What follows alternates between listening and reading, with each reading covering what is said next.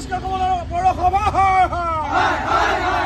চাবা বজাৰ চহৰ পৰিষ্কাৰ কৰিবলৈ পৌৰসভা হয় হয় বিজেপি হয় হয় মুখ্যমন্ত্ৰী হিমন্ত বিশ্ব শৰ্মা হয় হয়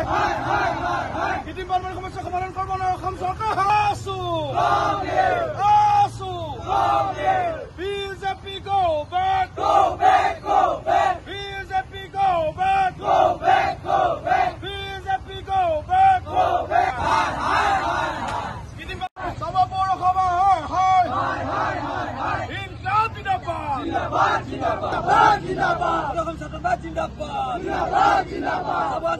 এই সমস্যা সমাধান কৰিব নোৱাৰা বিভাগ হুঁচিয়াৰ নিম্নমান অৱস্থাত থকা নলা নৰ্দমা কি প্ৰগতিৰ কাম কৰিব লাগিব চাবুৱা আঞ্চলিক ছাত্ৰ সন্থাৰ উদ্যোগত আমি আজি আচলতে চাবুৱাৰ ৰাজপথত আমি এইকাৰণে আন্দোলন কৰিবলগীয়া হৈছে, প্ৰতিবাদী কাৰ্যসূচী গ্ৰহণ কৰিবলগীয়া হৈছে। আপোনালোকে দেখিছে বিগত সময়ত এজাক বৰষুণতে চাবুৱাৰ যি কৃত্ৰিম বানপানী, এই বানপানী আচলতে আমাৰ ৰাইজক, আমাৰ খাটিখোৱা ৰাইজক আচলতে অহা যোৱা কৰাৰ ক্ষেত্ৰত এই শনি মন্দিৰত যি পথ আছে এই পথছোৱাত আপুনি দেখিছে যে প্ৰত্যেক দিনাখনে এজাক বৰষুণ দিয়াৰ লগে লগে কৃত্ৰিম বানপানীৰ সৃষ্টি হয়। কিন্তু আজিকো পৰ্যন্ত এই কৃত্ৰিম বানপানীৰ সমস্যাটো অসম চৰকাৰ তথা চাবুৱা পৌৰসভাই সমাধান কৰিব নোৱাৰিলে। তাৰ লগে লগে আপোনালোকে চাব নিৰ্মীয়মান যি নলা নৰ্দমা তেওঁলোকে নিৰ্মিত কৰি আছিলে, এই নিৰ্মাণ কৰি থকাৰ প্ৰাক মুহূৰ্ততে তেওঁলোকে বন্ধ কৰি দিলে। তাৰ লগে লগে আমাৰ যি পানী যোৱা ব্যৱস্থা নাইকিয়া হ'ল, তাৰ লগে লগে আমাৰ ৰাস্তা পদূলি সকলো ভাঙি চুৰমাৰ হৈছে। কিন্তু তেওঁলোকে আজি তাৰিখলৈকে তেওঁলোকে বনাবলৈ কাৰণে সক্ষম হয়। গতিকে আমি ছাত্ৰ সন্থাই আজি এই প্ৰতিবাদস্থলীৰ পৰা দাবী জনাব বিচাৰিছো, অতি শীঘ্ৰে যদি এই কৃত্ৰিম বানপানীৰ সমস্যা সমাধান নকৰে বা এই নিৰ্মীয়মান নলা নৰ্দমা অতি শীঘ্ৰে যদি নিৰ্মাণ কৰি নোতোলে তেনেহ'লে চাবুৱা আঞ্চলিক ছাত্ৰ সন্থাই ৰাইজক লগত লৈ ইয়াতকৈ ভয়াৱহ কাৰ্যসূচী গ্ৰহণ কৰিবলৈ আমি বাধ্য। তাৰ লগে লগে আপোনালোকে চাব চাবুৱাৰ বজাৰখন এনেধৰণৰ এটা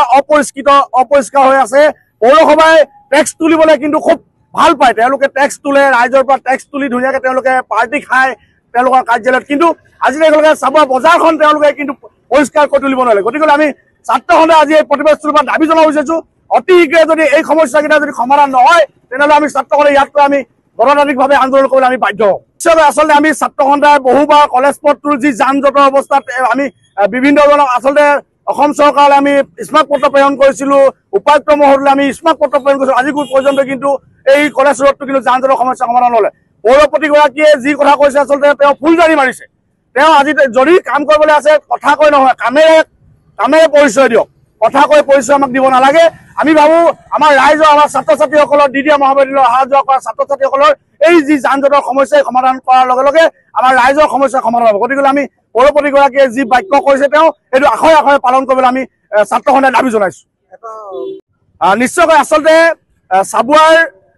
দুগৰাকী বিধায়ক, এগৰাকী বিনোদ হাজৰিকা, এগৰাকী পুনাকণ বৰুৱা ডাঙৰীয়া, দুগৰাকী বিধায়ক আৰু কেন্দ্ৰীয় মন্ত্ৰী সৰ্বানন্দ সোণোৱাল এই চাবুৱাৰে সন্তান। গতিকে তেওঁলোক তিনিগৰাকী থকাৰ প্ৰাক মুহূৰ্তত আজিলৈকে কিন্তু এই যিটো ক্লাব ঘৰ আছিলে, ক্লাব ঘৰটো আমি দাবী জনোৱাৰ পিছত দল সংগঠনে দাবী জনোৱাৰ পিছত ভাঙি দিয়া হ'ল। কিন্তু তাৰ পৰিপ্ৰেক্ষিতত আজি তাৰিখলৈকে আচলতে নলা নিৰ্মাণ কৰি শেষ কৰিব নোৱাৰাটো, নলা নৰ্দমা নিৰ্মাণ কৰি শেষ কৰিব নোৱাৰাটো খুব দুৰ্ভাগ্যজনক বিষয়। মই ভাবিছো অসম চৰকাৰৰ মাননীয় মুখ্যমন্ত্ৰী হিমন্ত বিশ্ব শৰ্মা ডাঙৰীয়াই ইয়াৰ ওপৰত হস্তক্ষেপ কৰিব লাগে আৰু অতি শীঘ্ৰে চাবুৱাৰ সমস্যাসমূহ সমাধান কৰি আমাৰ ৰাইজক আচলতে জীয়াই থাকিবৰ কাৰণে সুবিধা কৰি দিবৰ কাৰণে আমি আহ্বান জনাইছো। ৰাইজে উপলব্ধি কৰিছে এই চাবুৱা নগৰ, চাবুৱা চাৰিআলিৰ পৰা এমএছ তিনিআলিলৈকে যি এজাক বৰষুণতে চাবুৱা নগৰত কৃত্ৰিম বানৰ সৃষ্টি হৈছে। এই কৃত্ৰিম বানৰ পৰা চাবুৱা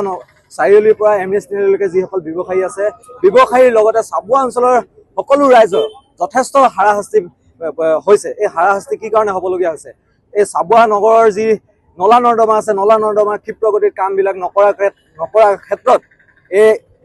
পানীৰ সৃষ্টি, বানৰ সৃষ্টি হৈছে। বানৰ সৃষ্টি হোৱাৰ লগে লগে যথেষ্ট ৰাইজৰ হাৰাশাস্তি হ'ব লাগিছে। তাৰ প্ৰতিবাদত আমি এটা কাৰ্যসূচী চাবুৱা আঞ্চলিক ছাত্ৰ সন্থাই আজি কাৰ্যসূচী ৰূপায়ণ কৰিছো, বিক্ষোভ কাৰ্যসূচী ৰূপায়ণ কৰিছো। অতি শীঘ্ৰে এই সমস্যাসমূহ সমাধান কৰিব লাগিব, নহ'লে কিন্তু ৰাইজে যিমানখিনি জ্বলা-কলা খাইছে, এই জ্বলা-কলা খোৱাৰ পৰিপ্ৰেক্ষিতত ৰাইজে ইয়াতকৈ ছাত্ৰ সন্থাৰ লগতে ৰাইজে অতি ভয়াৱহভাৱে কাৰ্যসূচী ৰূপায়ণ কৰিব। আপোনালোকে দেখিছে এই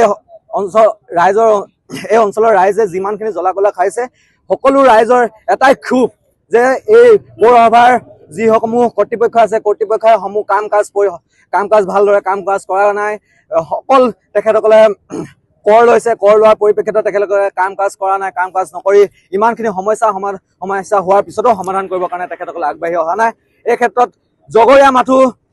পৌৰসভা কৰ্তৃপক্ষ লগতে অসম চৰকাৰ এই সকলোকে আমি আহ্বান জনাইছো অতি শীঘ্ৰে এই সমস্যাখিনি সমাধান কৰক নহলে অন্যথা আমি ছাত্ৰ সন্থাই এই ৰাইজৰ লগত লৈ ইয়াতকৈ ভয়াৱহ কাৰ্যসূচী ৰূপায়ণ কৰিবৰ কাৰণে বাধ্য হ'ম ঠিকাদাৰে যেনেধৰণে কাম কৰিব লাগিছিল যিটো গতিত তেনেধৰণে কৰা দেখা পোৱা নাই বিভিন্ন প্ৰান্তত নলাটো নিৰ্মাণ কৰিলে বিভিন্ন প্ৰান্তত আধৰুৱা কৰি থৈ গ'ল যাৰ ফলত পানী ওলাই যাব পৰা নাই ঠিকাদাৰে হেমাহি ফলত এতিয়া কিমান দৈনিক বহু স্থানত দুৰ্ঘটনা সংঘটিত হৈছে আৰু কিমান দুৰ্ঘটনা সংঘটিত হ'লে হাৰ পাব বুলি ভাবে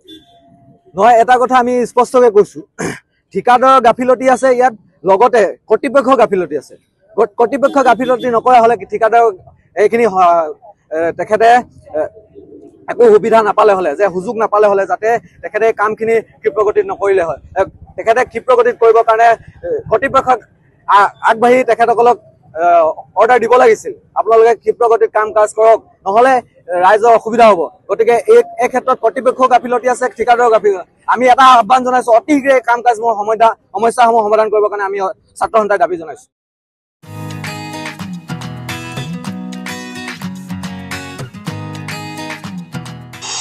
ৰোগীসকলৰ বাবে ভাল খবৰ এতিয়াৰে পৰা চাবুৱা আৰোগ্য হেল্থ কেয়াৰত উপলব্ধ হ'ল ফিজিঅথেৰাপি চিকিৎসা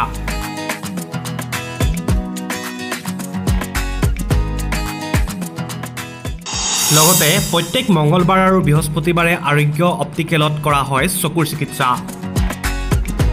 ডিঙিৰ বিষ গন্ধলৰ বিষ বাহুৰ বিষ আৰু কঁকালৰ বিষৰ পৰা আদি কৰি বহুকেইটা বিষৰ পৰা পৰিত্ৰাণ পাবলৈ আপোনালোকে কৰাব পাৰিব আৰোগ্য হেল্থ কেয়াৰত ফিজিঅথেৰাপি চিকিৎসা লগতে প্ৰত্যেক মঙ্গলবাৰ আৰু বৃহস্পতিবাৰে আৰোগ্য অপ্টিকেলত কৰা হয় চকুৰ চিকিৎসা চিকিৎসাৰ বাবে আপোনালোকে যোগাযোগ কৰক 9387466593 নম্বৰত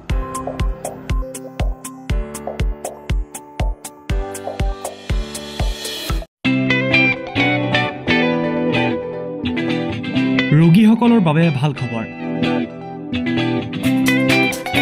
চাবুৱা ছেইণ্ট লুকছ হস্পিটেলত পাব ৰেহাই মূল্যত চিকিৎসা চাবুৱাৰ ছেইণ্ট লুকছ হস্পিটেলত এক্স-ৰে চিটি স্কেন আল্ট্ৰাছাউণ্ড অত্যাধুনিক মেচিনৰ দ্বাৰা লেবৰেটৰী টেষ্ট ইত্যাদি পৰীক্ষাসমূহ ডিব্ৰুগড় জিলা নাৰ্ছিং হোমতকৈ 40% ৰেহাই মূল্যত কৰা হয়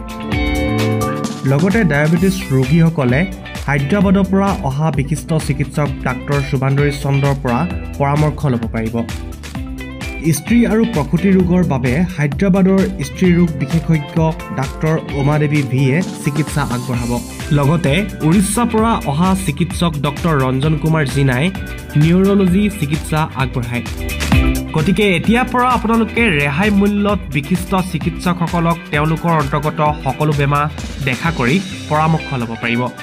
প্ৰয়োজন সাপেক্ষে ৰোগীসকলে যোগাযোগ কৰিব পাৰিব 8822 455 808 নম্বৰত